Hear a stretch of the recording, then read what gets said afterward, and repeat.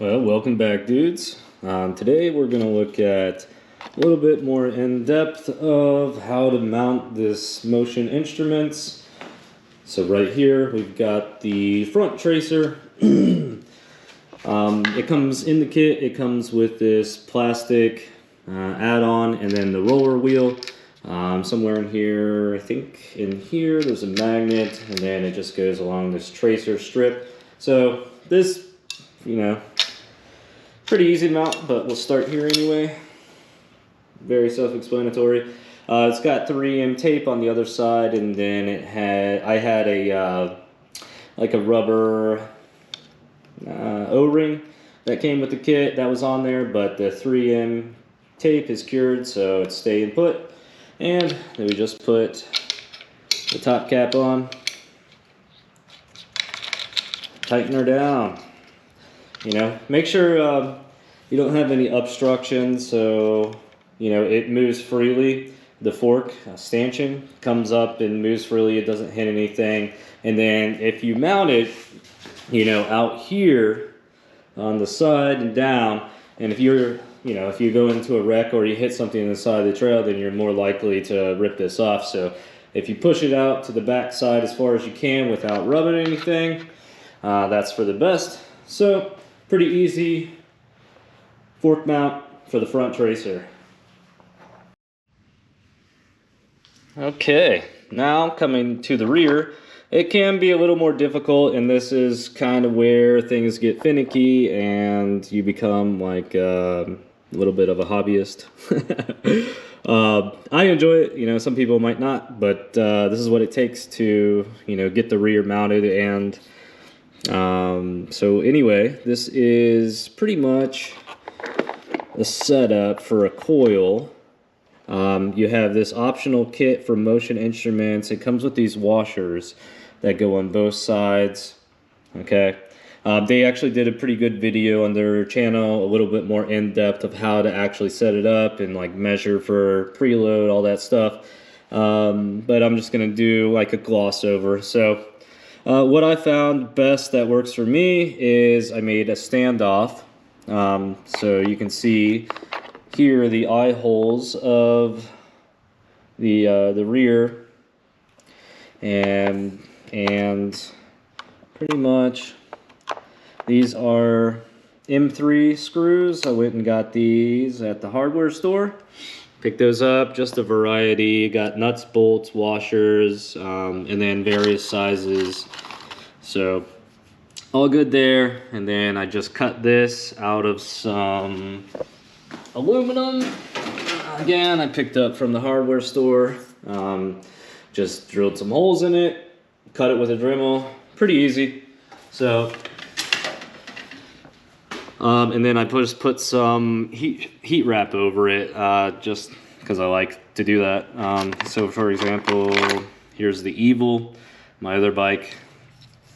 So there's that, just as an example. And then this should be tight. Just put it on quickly for the video.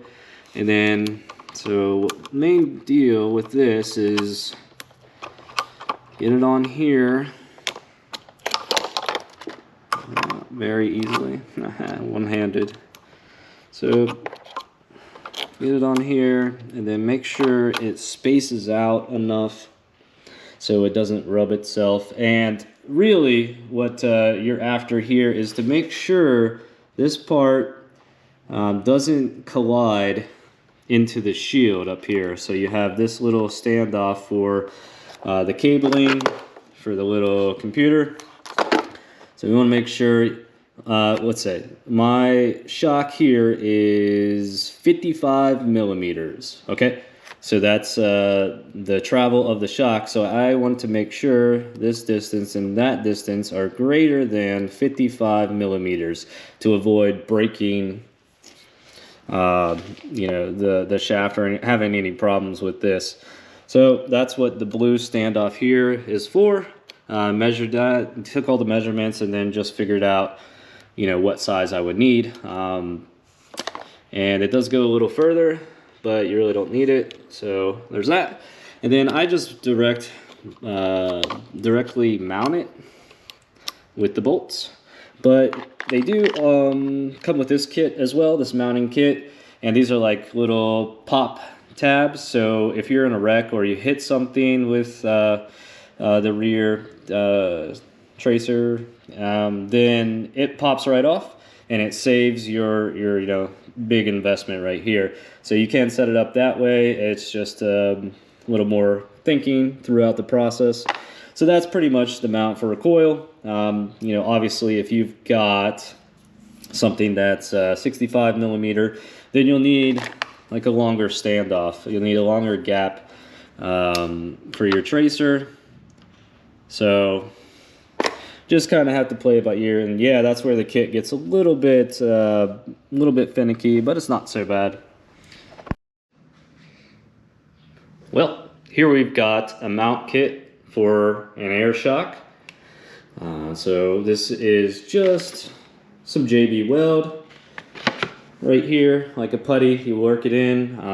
You ever work with JB weld, you'll be familiar with it. I didn't really work with it too much before this, and I didn't have really a hard time. So obviously you got to be careful where you mount this stuff. It can stick, so what I did here is I put some clear 3M wrap here, if you can see it. I put some clear 3M wrap over that, and then I put the JB weld over top of it, so if I ever want to take it off, I don't have to worry about scraping off the putty later. And it should be clean under that 3M wrap. And so far it hasn't broken off. It's pretty stable. So I like to keep these little rubber screws on, thumb screws, and when I'm not using the kit, so it just keeps the threads nice and protected. And then if my leg comes across it, it hits the rubber instead of a bare metal screw. So anyway, again, then you do have to be careful where you mount this. You can see down here, it does take a little bit of a thought process to get it mounted, but I wanted to make sure it was pretty much out of the way of my leg hitting it and close to the frame without touching anything. So you can see that's pretty much achieved. Look at it from a straight down view, looks good. And so what you do is just work the putty, and then you put your screw in there. I found it's actually better to put a screw all the way down on the bolt and then Loctite it with red thread locker. It holds the screw much better, and you don't have to worry about it twisting inside the JB weld. So there's pretty much a setup of the air shock. And I've actually did this last year on a different air shock. It worked out really, really well. Never had any issues at all. So.